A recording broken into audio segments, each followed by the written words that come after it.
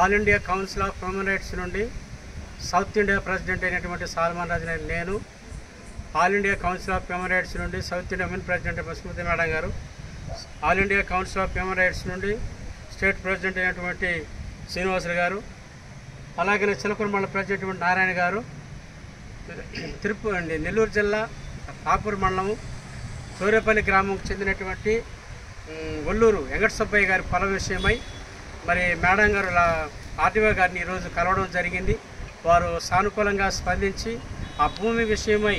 అదే గ్రామానికి చెందినటువంటి కలవల పాలైనటువంటి వాడు నమ్మకంగా వారి దగ్గర భూమి తీసుకుని ఆ తర్వాత దాన్ని పూర్తిగా 4 సంవత్సరాల తర్వాత దాన్ని అమ్మివేసినటువంటి విషయాన్ని మా ఆర్టీఓ దృష్టికి తీసుకొని వచ్చాము. వారు సానుకూలంగా స్పందించి సకాలంలో దాన్ని వారికి ఈ భూమిని అప్పగిస్తారనేటువంటి విషయాన్ని ఈరోజు వ్యక్తపరచడం జరిగింది. కానీ కలవల పాలైనటువంటి వ్యక్తి చీకట్ల ప్రకాశానికి అమ్మివేసి వాళ్లే అమ్మివేశారని బుకాయిస్తూ ఇన్ని రోజులు జరిపినటువంటి ఈ పరిస్థితిని బట్టి అంతటి చూస్తే 10 రూపీస్ స్టాంప్ అనే విషయాన్ని అది కేవలం జనన విషయంలోనూ ఒక వ్యక్తి యొక్క పేరు అప్డేట్ చేసుకున్నటువంటి విషయంలోనూ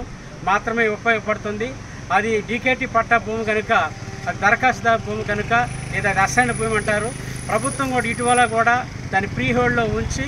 ఆ నిషిద్ధమైన భూములకి అవకాశం లేకుండా తెచ్చి 1954 చట్టం ప్రకారము దాని నిబంధన తీసుకుని వచ్చి వారు వంశపారపరంగా అనుభవించడానికే కానీ ఆ తదుపరి వాళ్ళ ఒక జీవితంలో అమ్ముకోవాలంటే వారు 30 సంవత్సరాల తరువాత మాత్రమే జాయింట్ కలెక్టర్ యొక్క ఆధ్వర్యంలో నో అబ్జెక్షన్ లెటర్ తెచ్చుకున్న తర్వాత మాత్రమే దాన్ని అమ్ముకోవడానికి అవకాశం ఉంటుందనే విషయము మనకు లా చెప్పేటువంటి సత్యము. కాబట్టి ఒల్లూరు వెంకట సుబ్బయ్యకి త్వరగా ఆర్డీఓ మేర గారు